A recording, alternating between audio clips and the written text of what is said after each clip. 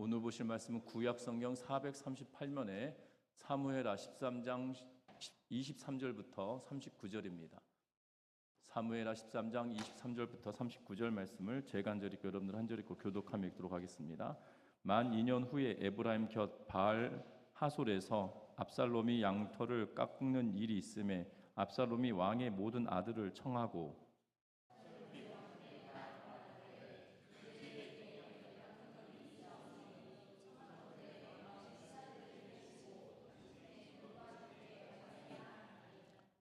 왕이 압살롬에게 이르되 아니라 내 아들아 이제 우리가 다 갈 것 없다 내게 누를 끼칠까 하노라 하니라. 압살롬이 그에게 간청하였으나 그가 가지 아니하고 그에게 복을 비는지라.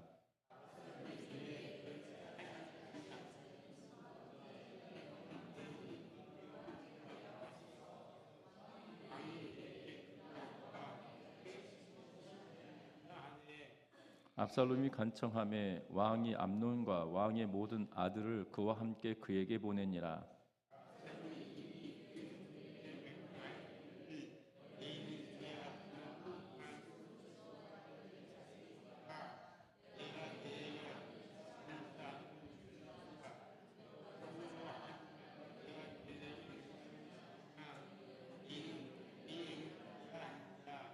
압살롬의 종들이 압살롬의 명령대로 암논에게 행하매 왕의 모든 아들들이 일어나 각기 노새를 타고 도망하니라.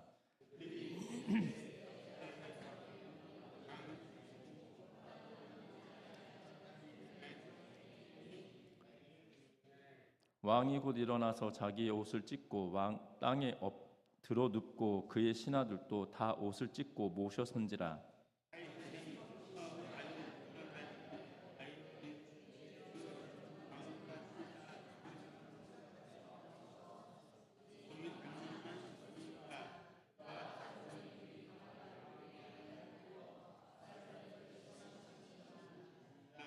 그러하온즉 내 주 왕이여 왕자들이 다 죽은 줄로 생각하여 상심하지 마옵소서. 오직 암논만 죽었으리이다 하니라.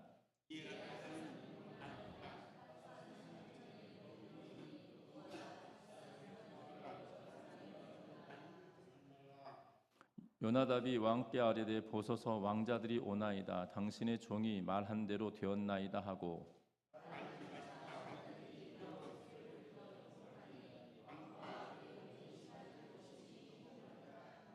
압살롬은 도망하여 구술왕 암미홀의 아들 달메에게로 갔고 다윗은 날마다 그의 아들로 말미암아 슬퍼하니라.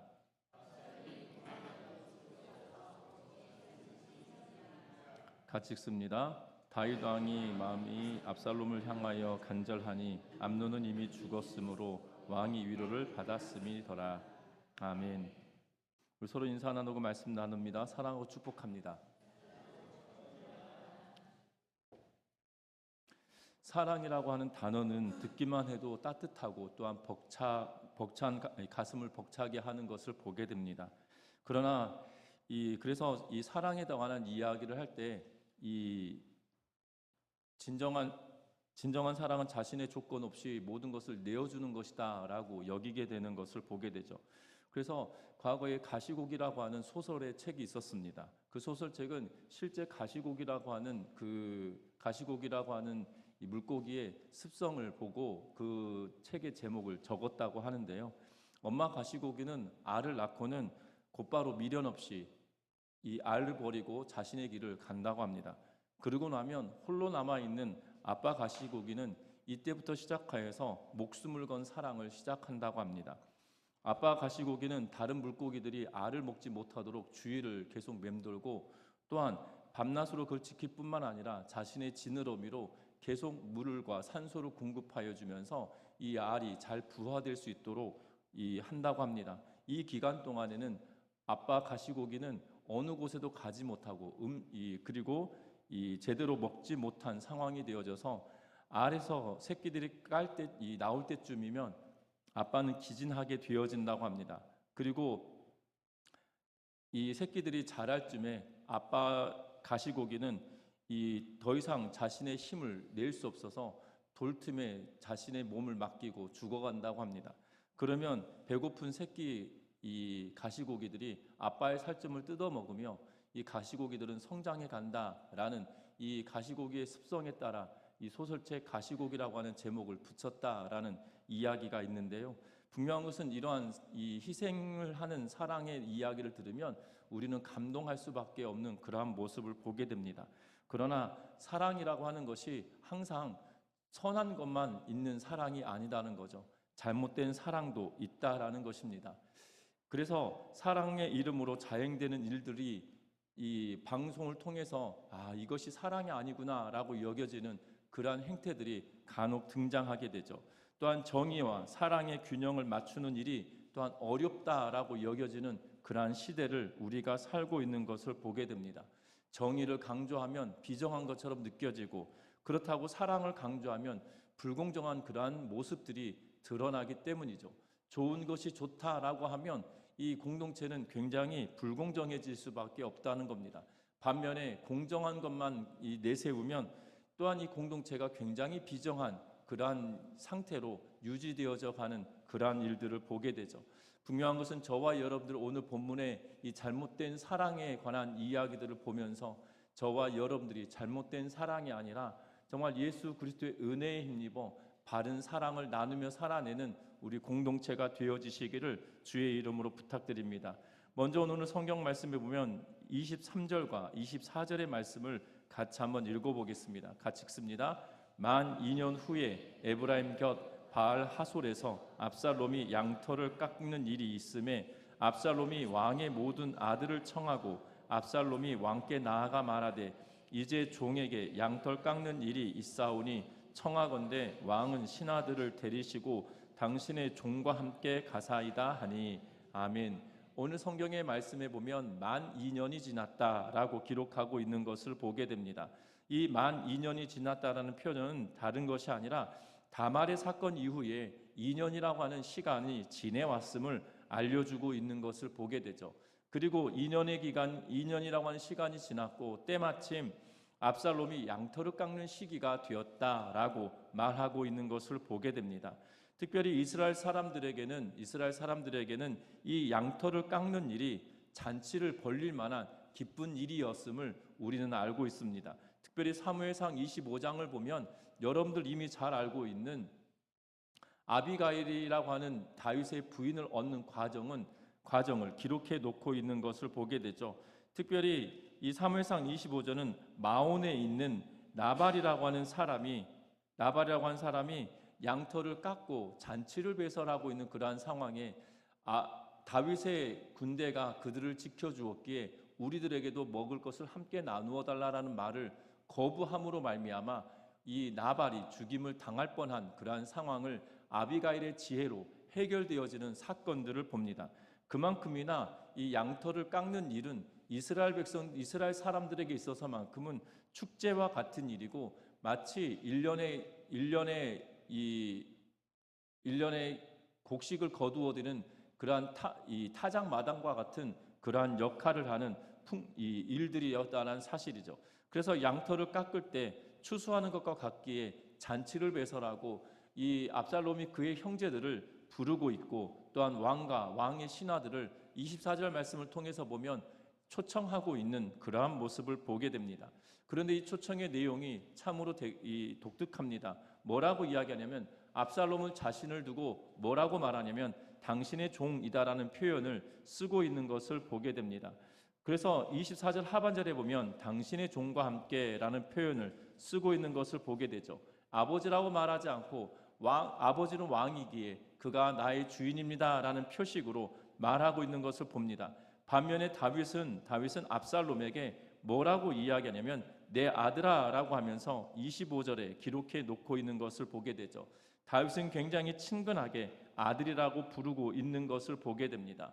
그러면서 내가 너의 이 양털 깎는 자리에 간다면 나 홀로 가는 것이 아니라 또한 압살롬이 초청하는 것은 왕의 신하들을 부르고 있다라는 거죠. 그래서 아버지는 만류합니다. 왜냐하면 내가 움직이면 또한 나의 신하들이 함께 움직이면 한두 명이 가는 게 아니다라는 의미이겠죠. 왜냐하면 지금도 그렇지 않겠습니까? 이 대통령이 어느 장소로 이동해 가면 항상 수행하는 인물들이 대거로 움직이는 것을 보게 됩니다. 먼저는 호위하는 경호처의 사람들도 있을 뿐만 아니라 그와 함께 배석하는 이 인물들이 각각 있기에 한두 명이 움직이는 상황이 아니죠. 왕도 마찬가지입니다. 왕을 호위하는 이 호위대가 있어야 될 것이고요. 왕을 수행하는 신하들도 동반되어져 가야 된다는 거죠. 어떻게 보면 이런 의미일 수가 있을 것 같습니다. 내가 가면 배보다 배꼽이 더 크다라고 이렇게 아버지 입장에서 말하고 있는 것처럼 보여집니다. 그런데 압살롬은 여기에 하나를 더 추가하고 있는 것을 보게 되죠. 26절 말씀 보면 이렇게 기록합니다. 26절 같이 읽어봅니다. 압살롬이 이르되 그렇게 하지 아니하시려거든 청하건대 내 형 암논이 우리와 함께 가게 하옵소서. 왕이 그에게 이르되 그가 너와 함께 갈 것이 무엇이냐 하되. 아멘. 오늘 성경의 말씀에 보면 왕께서 오지 않으신다라면 형 암논이 반드시 올 수 있도록 해달라라는 의미로 말하고 있는 것을 보게 됩니다. 23절에서 이미 그의 형제들을 초청하였다라고 이야기하고, 그리고 암논이 우리와 함께 가기를 요청하고 있는 것을 보게 되죠. 반드시 암논이 함께 하는 것을 요청하고 있는 그러한 모습을 보게 됩니다. 중요한 것은 2년이라고 하는 시간 동안 압살롬은 그의 누이 동생 다말의 사건으로 말미암아 그는 2년간 이를 갈고 있었던 걸로 보여지고 치밀한 준비를 하고 있었던 여정처럼 보여집니다. 분명한 것은 오늘 성경의 말씀에 보면 압살롬이 암논에 대하여서 복수를 꿈꾸고 있고 어떻게 복수를 행할 것인지에 대하여 상세하게 기록하고 있는 것이 27절부터 29절 말씀까지 기록해 놓고 있는 것을 보게 됩니다. 왕의 아들 암논이 오게 되어지면 어떻게 행할 것인지 그는 준비하고 있고, 그리고 그의 부하들로 하여금 암논을 죽일 계획을 치밀하게 준비하고 있는 그러한 모습을 보게 된다는 겁니다. 분명한 것은 암논에 대한 죽음이 오늘 성경은 기록해 놓고 있다라는 사실입니다. 분명한 것은 그의 죽음을 어떻게 이야기하고 있냐면 30절 말씀을 같이 한번 읽어봅니다. 그들이 길에 있을 때에 압살롬이 왕의 모든 아들들을 죽이고 하나도 남기지 아니하였다는 소문이 다윗에게 이르매. 아멘. 오늘 성경의 말씀에 보면 압살롬이 암논을 죽이는데 어떻게 죽이느냐? 잔치를 배설하고 그리고 술을 먹고 그리고 취기가 올라왔을 때 압살롬이 명령을 하면 그의 부하들이 암논만 죽이라라고 명령을 내립니다. 그리고 암논을 죽입니다. 그리고 암논이 죽는 그러한 상황을 보고 다윗의 아들들, 다시 말하면 압살롬과 암논의 형제들이 다 뿔뿔이 흩어져 노새를 타고 도망치는 것을 보게 되죠. 이 모습을 보고 전령이 와서 전해주는 것이 아니라 어떤 상황이 되냐면 소문이 퍼져서 왕에게까지 왔다라는 말로 오늘 30절 말씀을 이야기하고 있는 것을 보게 됩니다. 여러분들, 소문은 어떻게 났느냐? 압살롬이 모든 형제를 죽인 것 같다라고 이야기하고 있는 거죠. 그런데 성경은 명확하게 뭐라고 하냐면 암논만 죽였다, 그리고 나머지 형제들은 도망쳤다라고 기록하고 있는 그러한 모습을 봅니다. 이 암논이 죽은 사건으로 말미암아 다윗은 어떻게 행동을 하고 있냐면 오늘 31절 말씀에 보니까 같이 읽습니다.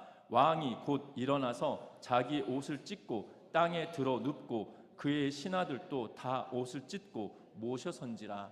아멘. 오늘 성경의 말씀에 보면 이렇게 말합니다. 왕이 일어났다, 그리고 그의 옷을 찢었다, 그리고 땅에 들어 누웠다, 그리고 그것을 본 신하들도 옷을 찢고 왕을 모셔섰다. 다시 말하면 왕이 지금 옷을 찢고 바닥에 들어 누웠는데 신하들이 그렇게 있을 수 없어 그들의 옷도 찢고 왕 옆에 그를 수행하고 있다라고 말하고 있는 것을 보게 됩니다.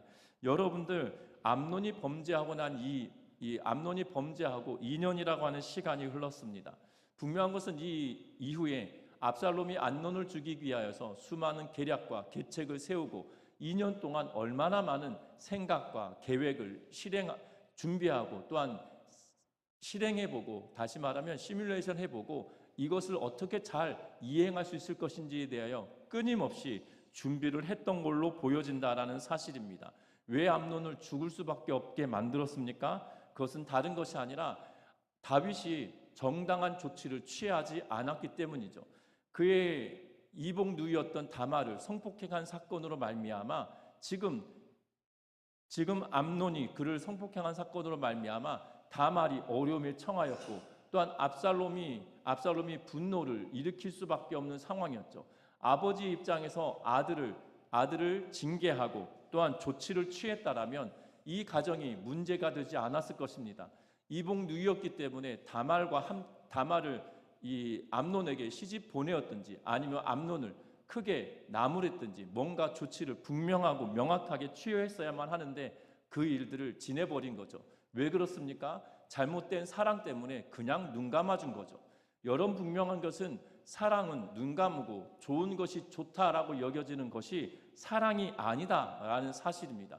그것은 더 큰 분노를 만들었고 더 큰 분노를 일으킬 만큼 충분한 그러한 조건들이 되어진다는 거죠.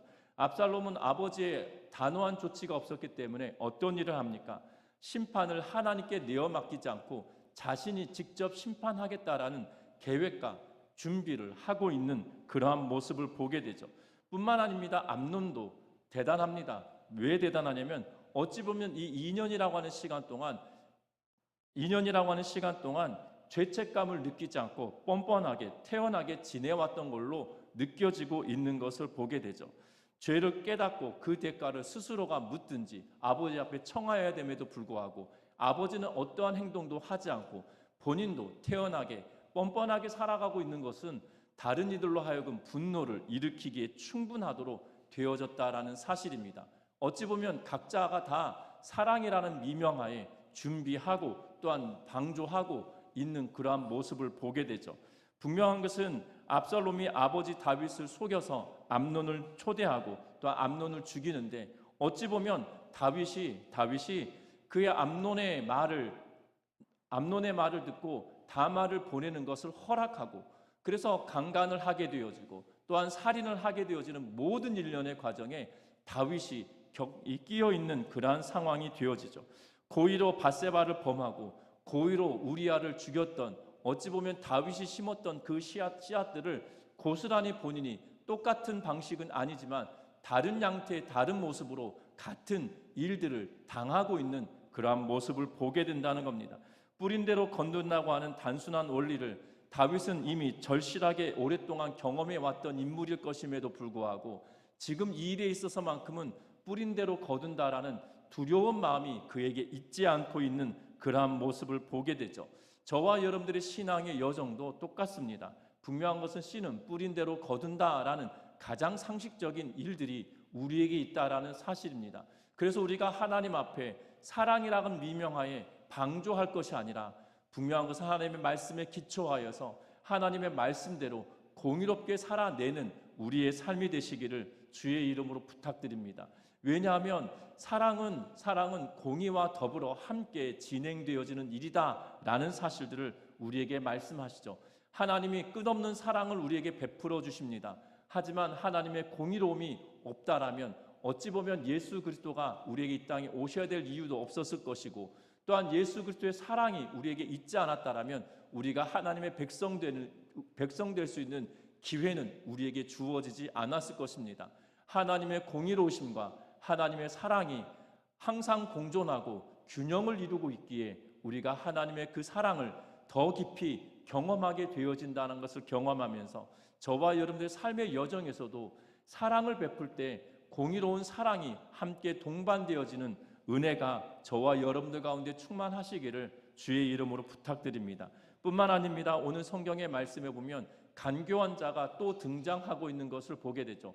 암논에게 다말을 어떻게 할 것인지 계획을 세웠던 인물이 요나답이라고 하는 인물이었습니다. 오늘 성경에도 동일하게 그 요나답이 등장하고 있는 것을 보게 되는데 32절의 말씀을 같이 한번 읽어봅니다. 32절과 33절입니다. 다윗의 형 시므아의 아들 요나답이 아뢰어 이르되 내 주여 젊은 왕자들이 다 죽임을 당한 줄로 생각하지 마옵소서. 오직 암논만 죽었으리이다. 그가 압살롬의 누이 다말을 욕되게 한 날부터 압살롬이 결심한 것이니이다. 그러하온즉 내 주 왕이여 왕자들이 다 죽은 줄로 생각하여 상심하지 마옵소서. 오직 암논만 죽었으리이다 하니라. 아멘. 왕의 아들들이 예루살렘으로 가고 있는 동안에 이 압살롬이 모든 왕자를 죽였다는 소문이 먼저 오게 되어지고 그것으로 인하여 다윗이 슬퍼하며 옷을 찢고 들어 누웠다라고 성경은 말하고 있는 것을 보게 됩니다. 그럼에도 불구하고 이 압살롬이 암논만 죽였을 거다라고 하며 그 일에 대한 내용들을 알려주고 있는 사람이 바로 이 요나답이라고 하는 인물인데요. 요나답은 이미 압살롬의 계획을 눈치챘을 수도 있을 것 같습니다. 그렇지만 다윗에게 미리 알릴 수는 없었겠죠. 왜냐하면 눈치를 가지고 정당하게 왕자를 이 모함한 것처럼 여겨질 수 있는 상황을 만들고자 하는 요나답은 아닐 거라는 사실입니다. 지난 시간에도 보았다시피 요나답은 지혜로운 사람입니다. 그래서 그가 어떻게 하는 것이 그에게 유익할 것인지 이미 알고 있는 인물이었기 때문에 다윗에게 그것을 실현 가능성이 확실하지도 않은 일들을 가지고 말할 수도 없었을 거라는 사실이죠. 분명한 것은 그럼에도 불구하고 이 요나답은 다윗에게 이야기하고 있는 그러한 모습을 보게 되죠. 간교한 자가 지금 다윗의 슬픔 앞에 이야기하며 그를 위로하고 있는, 상심하지 말라고 말하며 위로하고 있는 그러한 모습을 보게 됩니다. 분명한 것은 저와 여러분들의 삶의 여정에도 동일하게 보여집니다. 우리가 상심하고 낙심하고 있을 때에 우리에게 찾아오는 가장 큰 두려운 적은 뭐냐면 이 모든 일련의 과정에 가장 중심에 있는 인물이잖아요. 요나답이 암논이라고 하는 사람이 상사병에 걸려서 다말이라고 하는 이 이북누이에 대한 상사병에 걸려 있을 때 이 문제를 악한 방향으로 해결해 줬던 사람이 요나답이에요. 그리고 어떻게 보면 이 요나답 때문에 압살롬이 분노를 일으켰던 것이고, 그리고 압살롬이 암논을 죽인 계획을 스스로 준비하고 실행하는데 이 요나답이 그 실마리를 제공해 주지 않았다라면 이 일은 벌어지지 않았을 거라는 사실입니다. 어찌 보면 이 간악한 자, 간교한 자가 이 모든 사건의 중심에 있는데 마치 위로 아닌 위로를 하고 있는 그러한 상황입니다. 어찌 보면 우리는 다윗의 입장에서 본다면 어찌 보면 이것이 큰 위로가 되어질 것 같습니다. 그러나 분명한 것은 그것이 위로일까요? 아닙니다. 위로가 아니라 지금 자신이 뿌렸던 이야기 때문에, 자신이 말했던 이야기 때문에 모든 일련의 일들이 벌어졌다라는 사실이죠. 그것을 본인이 다윗에게 말하고 죄를 물어야 되는 것이 당연한 일일 것임에도 불구하고 요나답은 다윗에게 암논만 죽었을 것입니다.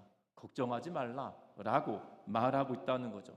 저와 여러분들의 삶의 여정에도 이 간교한 자가 가장 먼저 우리에게 위로의 말을 던져줄 수도 있다라는 사실입니다.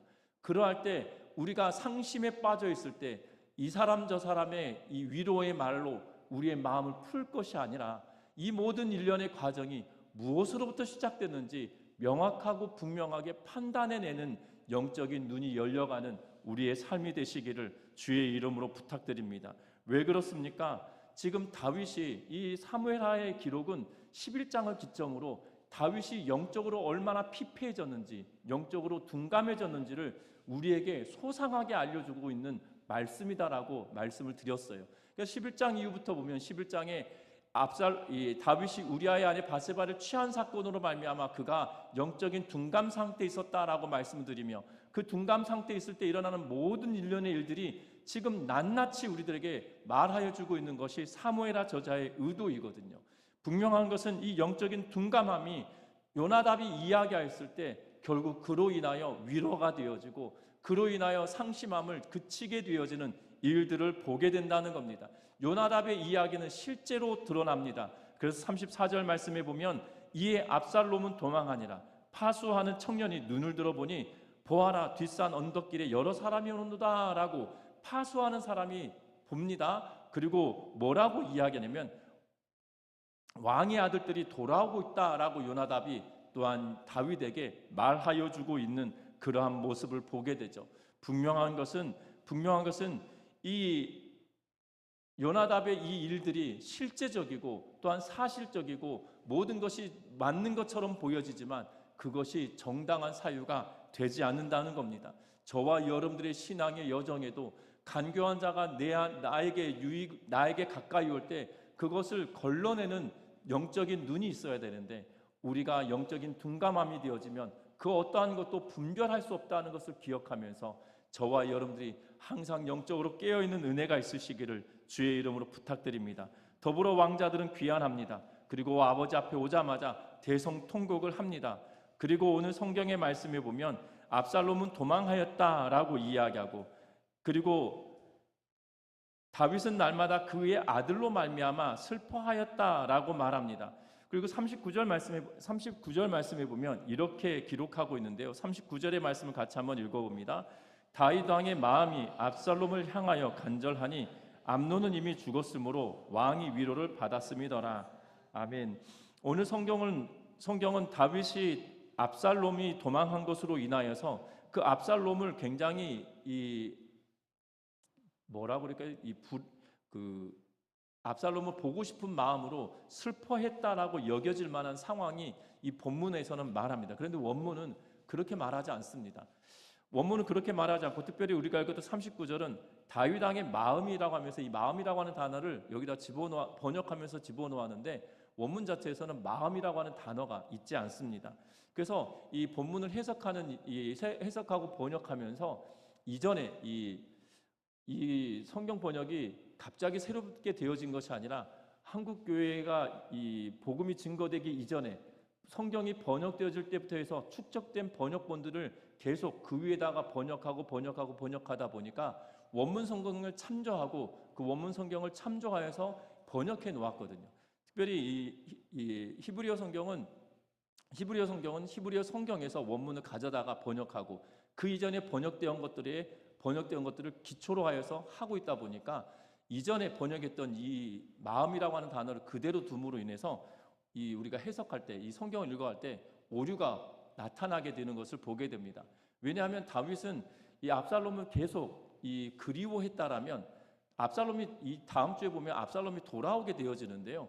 돌아오면 바로 보아야 되는데 3년여간 그의 얼굴을 보지 않고 있는 그러한 모습을 보게 됩니다. 그리워했으면 바로 보아야죠. 그런데 그렇지 않습니다. 오늘 성경은 뭐라고 이야기하냐면 이 방금 읽었던 이 39절의 말씀은 마음이라고 하는 단어가 빠지고 원문 자체는 뭐라고 직역하면 이렇게 말합니다. 암논이 죽었고 다윗이 위로를 받았다는 사실은 다윗 왕이 압살롬을 쫓아가는 것을 중단시켰다. 그래서 문장이 매끄럽지 않다 보니까 문장을 좀 더 매끄럽게 만들다 보니 그렇게 된 것 같은데요. 쉽게 말하면 이것입니다. 어떤 의미를 가지고 있냐면 암논의 죽음에 대한 슬픔은 이미 어느 정도 벗어났다. 그리고 압살롬을 추격하는데 이미 남의 땅으로, 다시 말하면 그의 외갓집으로 도망쳐 버렸기 때문에 더 이상 추격하는 것을 멈췄다라는 의미로 오늘 본문은 이야기하고 있다는 거죠. 또한 압살롬이 구슬에 거하고 그의 예루살렘으로 돌아오지 못하는 것 자체만으로도 이미 형벌이다라고 본인은 여긴 것처럼 보여진다라는 사실입니다. 분명한 것은 정의롭지 못한 압살롬이지만 다윗도 또한 동일하게 정의롭지 못한 상황을 여전히 이어가고 있다는 거죠. 무책임한 위로를 받고 또한 다윗이 그 무책임한 위로로 말미암아 위로되어진 것도 문제이고 이것에 대한 문제를 다시 풀어내지 못하는 다윗의 둔감한 모습을 보게 된다는 겁니다. 다윗은 영적으로 민감해졌을 때 다윗은 이렇게 행하지 않았습니다. 단호하고 명확하고 분명하게 하나님의 뜻에 쫓아 그가 모든 일들을 행하여 왔던 것들을 보게 되죠. 특별히 사무엘하를 보면서 다윗이 먼저 명확하고 분명하게 했던 것은 무엇입니까? 아말렉 사람이 왔습니다. 무엇으로 왔습니까? 사울 왕을 내가 죽였다라는 명분으로 옵니다. 왕관을 취하고 왕의 물건을 가지고 와서 다윗에게 바치죠. 어찌 보면 성경은 이 아말렉 사람이 이 사울을 죽인 것이 아니라 사울이 죽고 난 이후에 물건을 취해왔지만 자신의 공을 높이기 위하여서 헛된 보고를 하고 있는 것처럼 성경은 이야기해요. 그런데 결국 어떻습니까? 기름 부음 받은 자를 너가 죽였구나라고 하면서 아말렉 사람을 하나님의 말씀에 근거하여서 단호하고 명확하게 처리하고 있는 그러한 일들을 보게 되죠. 다윗은 그랬던 인물이었습니다. 영적으로 충만할 때 그는 잘잘못을 명확하고 분명하게 따지며 그것에 대한 치리를 명확하고 분명하게 했던 인물이었지만 지금은 그 어떠한 것도 찾아볼 수 없는 상황이 되어져 버렸다는 거죠. 어찌 보면 암논도 다윗도 그리고 압살롬도 모두 잘못된 사랑의 희생자가 되어지고 피해자가 되어져 버렸다라는 사실입니다. 본인 자신 다윗 스스로도 피해자가 되어졌고 다윗 스스로가 가해자가 되어졌고 암논도 스스로가 가해자가 되었으며 피해자가 되었고 압살롬도 가해자가 되었고 피해자가 되어져 버린 그러한 안타까운 일들이 되어졌다는 거죠. 그것은 잘못된 사랑 때문에 이루어진 모두의 일들이라는 사실입니다. 이런 측면에서 볼 때 정의와 사랑은 양립할 수 없는 것처럼 보여지지만 이것은 분명한 것은 정의와 사랑은 반드시 양립되어질 때야 비로소 바른 사랑이 되어진다라는 사실입니다. 자녀를 키우실 때 오냐오냐 하고 키워버리면 어떤 일들이 벌어집니까? 버릇없이 큰다라고 어른들은 말합니다. 그런데 너무 윽박질러 키우면 이 아이들도 또한 잘못된다라고 이야기하죠. 적당한 이 훈계와 적당한 사랑이 이 아이들을 바르게 양육하게 되어진다라고 말하는 것들을 보게 되죠. 분명한 것은 저와 여러분들이 신앙의 여정도 마찬가지입니다. 내가 스스로가 영적으로 민감해지지 않으면 우리가 좋은 곳이 좋다라고 하면 넘길 수 있는 것이 나중에 그것이 큰 죄악의 더미가 우리에게 덮쳐오게 된다는 것을 기억하면서 저와 여러분들이 날마다 영적으로 민감한 상태에 이르는 은혜가 있으시기를 주의 이름으로 부탁드립니다. 그러면 영적인 민감함을 유지하는 방식이 무엇냐는 거예요. 그럼 우리가 영적으로 민감해야 되는데 어떻게 영적인 민감함을 유지하며 살아내냐는 거죠. 중요한 것은 우리 안에 성령 하나님이 내주하여 계신다는 사실이에요.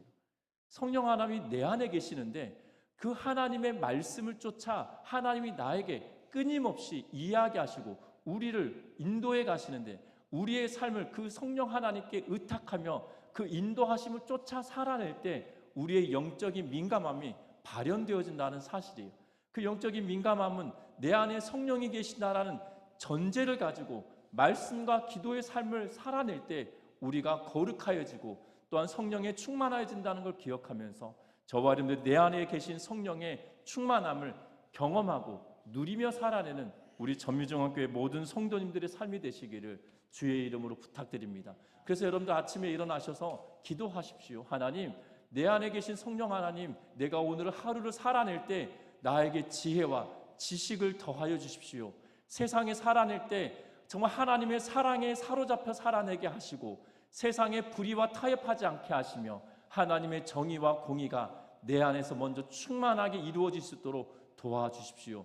또한 사람을 만날 때에도 하나님의 음성을 듣고 움직이게 하시고 하나님의 음성에 쫓아 내가 살아낼 수 있도록 힘을 더하여 주십시오라고 기도하며 하루를 시작하는 은혜가 있으시기를 주의 이름으로 부탁합니다. 또한 어떤 일들을 행할 때에 또한 여러분들 누구를 만날 때에도 성령 하나님께서 나와 함께하여 주셔서 내가 이 일들을 통하여서 내가 상처 입지 않게 하시고 또한 상처 주지 않게 하시고 하나님의 도우심이 내 안에 충만할 수 있도록 도와주십시오라고 하면서 날마다 내 안에 성령 하나님께 의지하고 성령 하나님과 상의하고 성령 하나님과 함께하는 믿음의 삶을 살아내므로 영적인 민감함을 살려내는 은혜가 있으시기를 주의 이름으로 부탁드립니다.